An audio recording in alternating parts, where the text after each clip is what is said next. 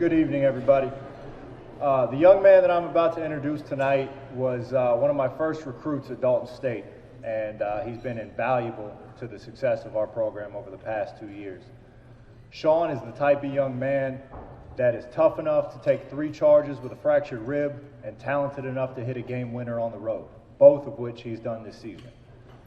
He is the type of guy that has led our conference in assists, which he did last year, and maintained a 3.9 grade point average, pursuing a degree in finance and economics with a minor in mathematics. That's right, a minor in math. He spent time tutoring special needs students and regular students in the Office of Student Life, and he spent his summer interning for AIG. He's an incredible young man. He's a competitor, he's a winner, and he's a leader. And I'm proud to have been able to coach him. Sean Cranney.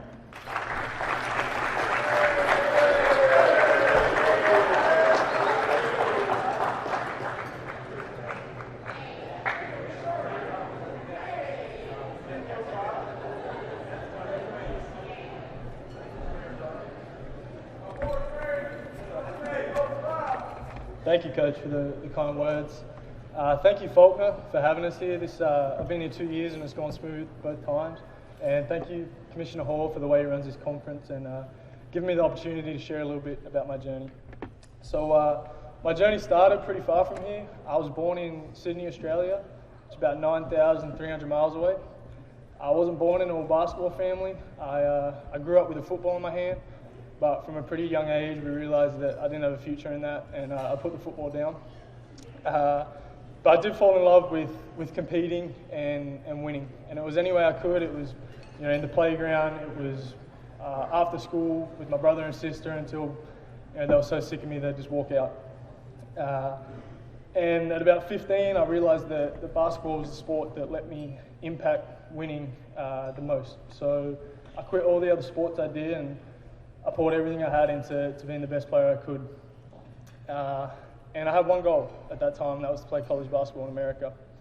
Now, something that's unique about the American system is how sport and education are intertwined. You can ask any foreigner in this room, in our countries, once you leave high school, you have to make the choice between pursuing a professional sports career or continuing your education. And for someone like me, that's a really tough decision because I enjoyed school, I worked really hard at it, but I was a 17, 18-year-old kid and I wasn't ready to give up the game I loved. So at the age of 18, I made the decision to leave my family and I accepted a scholarship at the University of West Alabama. Now, I was born in a city with 5 million people, so you can imagine the culture shock rolling into country Alabama, seeing nothing but a Dollar General and a rundown Fred's. But I learned to love it, and I spent 2 years at West Alabama. That was really a time of growth for me. Being 18 and 19, when things got tough on and off the court, I didn't have a whole lot to fall back on, so I had to figure it out pretty quick. And despite the lessons I learned and the friends I made, after 2 years I felt it was time for me to transfer out and look for a new school. I went back home to Australia, not knowing if I would return.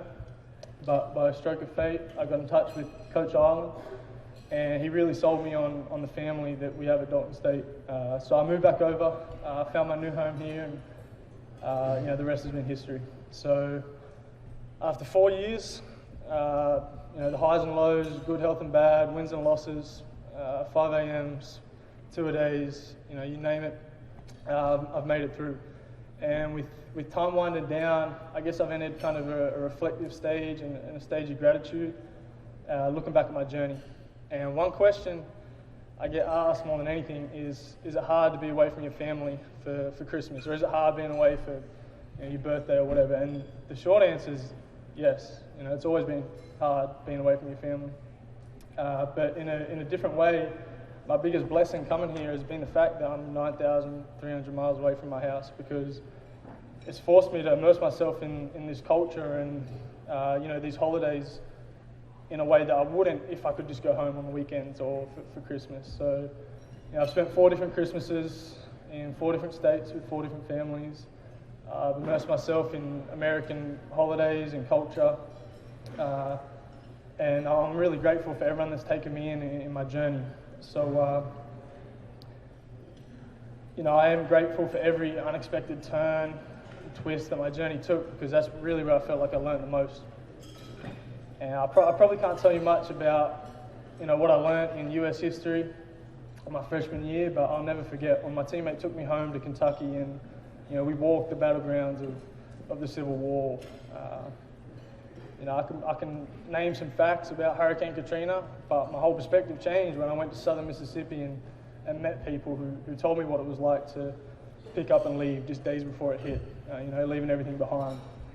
And I could go on and on about all the places I've been and the people I've met that have taught me so much, but my point is basketball has given me such an amazing opportunity to meet these people and go to these places, and for that I'm extremely grateful. So if you get nothing else from my speech tonight, I encourage everyone here to stay in touch with your teammates, travel while you can, visit their cities, visit their families, because basketball gives us this opportunity for about 4 years. 4 years we get to do this with people from all over the states, all over the country and all over the world. So I guess above all, no matter how good or bad it gets, don't take it for granted, because just like me, everyone in here is living out that dream they had as a little kid. So thank you very much.